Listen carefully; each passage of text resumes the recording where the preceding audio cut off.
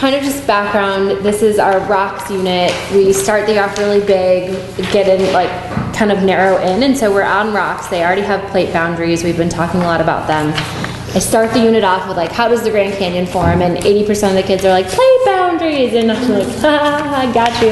And then we move into like, okay, so these are all the processes, these are all the different types of rocks, this is how the actual like plates change over time. And we go back to the Grand Canyon and they're like, oh, I totally know how it formed, Miss Chef. You got me the first time. Then, so after they rewrite that, we go into these articles. And these three sources, because one's a listening piece.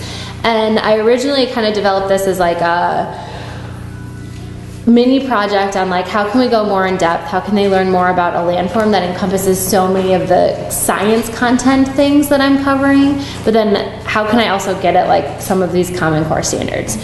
So like in reality, this mini unit project thing covers a ton of Common Core standards. What I really want help focusing on is CCR 8, distinguishing among facts, reasoned judgment based on research findings, and speculation in a text. And I'm honestly not even sure if I'm going about it the right way. I think what the science department took away from it when we worked on this last year was reliability, figuring out like, is this author's opinion, is this actually a fact, or is this a research finding, like kind of like determining like, what does that even mean in the science context? And like, how does that kind of get to the bottom line of like, how does it relate back to the content? So the way that I have it set up is that they will read the two articles, and then we'll listen to the Science Friday last. And this reliability kind of like packet that I have is set up so that they like answer questions for New York Times first, they go into the Washington Post second. The questions vary a little bit, just kind of depending on like what made sense. And then finally the Science Friday one. And the packet ends with like a final question. What do you believe is the most reliable source? Why? And I guess kind of what I'm going for is that the New York Times article only presents one opinion. The Washington Post has both sides, so it has research from both. And then the Science Friday has the head researcher call in, and then they have callers like that are like Grand Canyon specialists also call in, so they get both sides on that and the listening piece too. So kind of like figuring out like what makes the source reliable in science. How does that kind of balance out? So I want to hear your thoughts. The first question is asking, was there anything that was left out? So if you're reading about the article we read yesterday, what did you say? What did you say? I'm going to wait for more hands.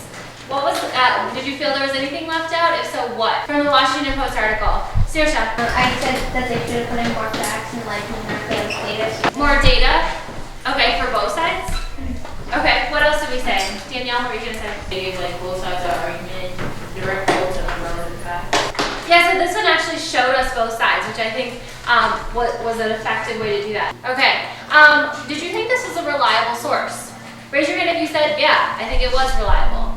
Why did you say that? Bless you. Gabby. I said it was more reliable, like a reliable source because it had a lot of quotes from experts in science. Okay, so it had a lot of quotes from experts, people who do this for a living. What else did you say, Chris?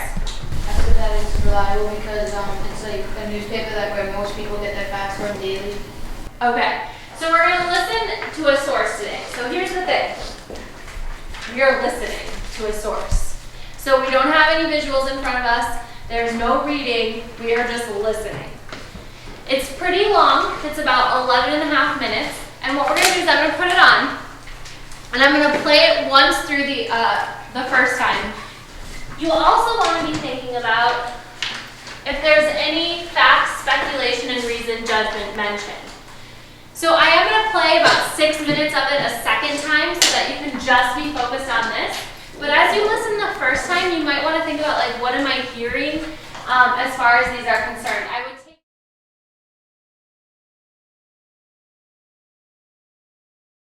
Okay, so let's start it off. You need to be nice and loud.